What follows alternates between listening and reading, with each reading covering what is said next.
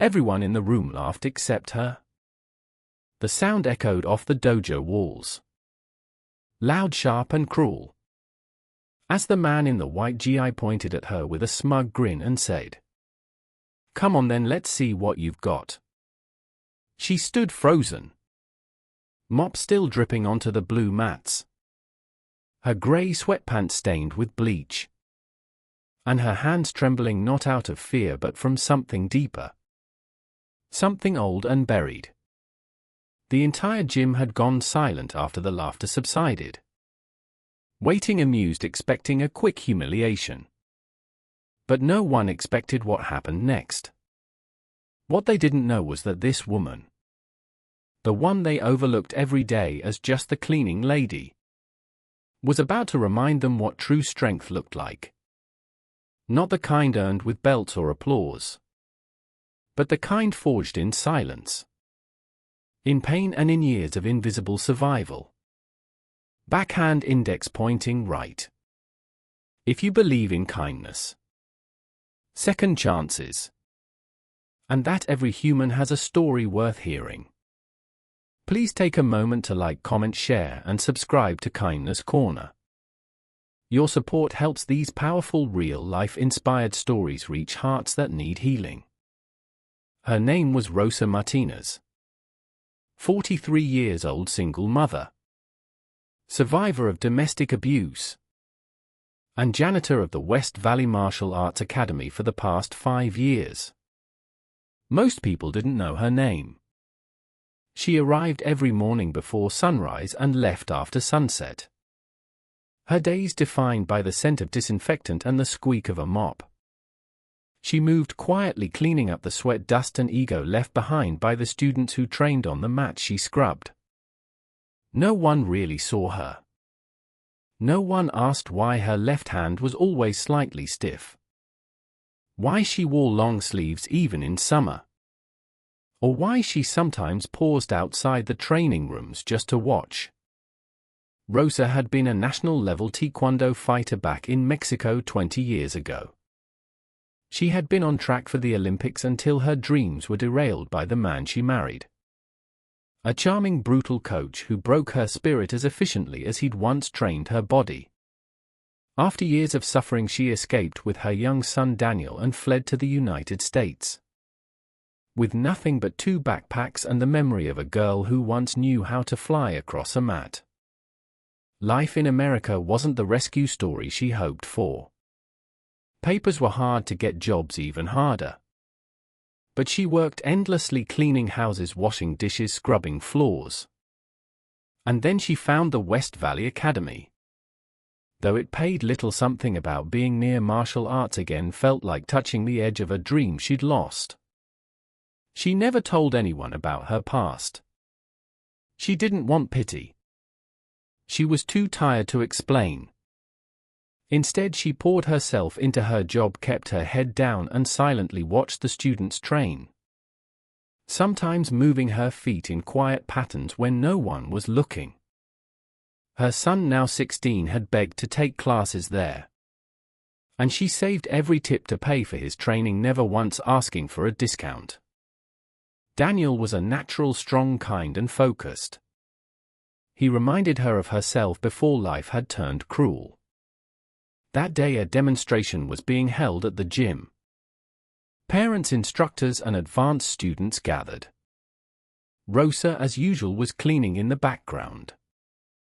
No one paid her any mind.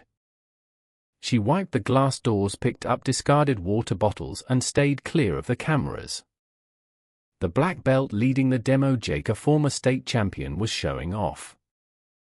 Confident, charismatic, and just a little too full of himself. He cracked jokes, challenged students, and finally, when looking for a final punchline, he spotted Rosa in the corner, mop in hand. He smirked and pointed at her. "Hey, how about you want to try your luck?" The room erupted with laughter. A few students chuckled awkwardly. Some looked away. And Rosa froze, unsure if she was supposed to laugh too. Jake kept going, amused by his own joke. "Come on, let's see what the cleaning crew's got." Something in Rosa shifted. She stared at him not with anger but with a piercing stillness. She placed the mop carefully against the wall. Her sleeve slid up just enough to reveal faint scars on her wrists. She stepped forward slowly, not saying a word. There was a murmur in the crowd. Some snickers, some gasps. Jake laughed nervously, not realizing the storm he had just summoned. "Okay, we'll go easy," he said, holding up his hands in mock defense. Rosa bowed perfectly precisely. Then she assumed a fighting stance. One that made two of the older instructors in the crowd sit up straighter. Jake swung first lightly, clearly expecting her to fumble or flinch. She didn't. She blocked it effortlessly. Her body moving like water fluid, deliberate, dangerous. Then came the second, faster, sharper. She ducked, pivoted, and swept his leg from under him in one breathtaking motion. That landed Jake flat on the mat, his GI wrinkled, his ego bruised. The room went dead silent. Jake looked up at her, stunned. Rosa reached out a hand to help him up. He took it, dazed, and when he stood he bowed low this time. Real respect in his eyes. Someone in the crowd whispered, "Who is she?" And another voice from the back said softly, "She's Daniel's mom." The silence broke into applause. Not the kind you give after a flashy trick, but the kind that comes from realizing you've just witnessed something real, something humbling. That night Daniel hugged her tighter than usual.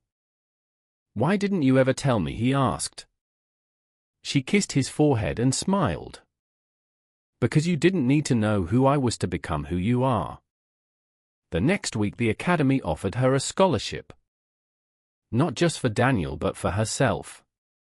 The head instructor, an older Korean grandmaster who had watched quietly during the demonstration, approached her afterward and bowed.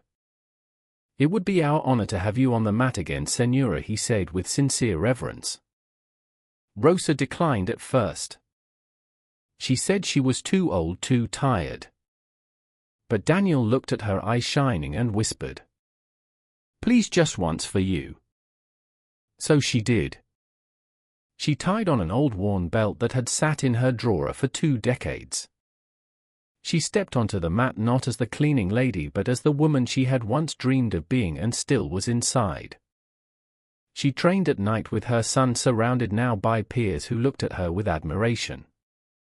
And as the weeks passed, more people in the gym started sharing their own stories of struggles, losses, and quiet courage. Rosa had given them something priceless. A reason to see beyond uniforms, beyond roles, beyond the surface.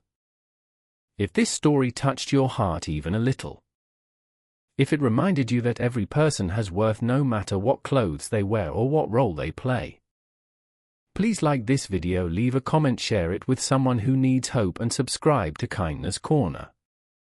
We tell real, raw, and powerful stories for people who've been overlooked too long. Speech balloon special request. Comment below with "I see you, Rosa." If you believe in giving people the respect they deserve even when the world forgets their names.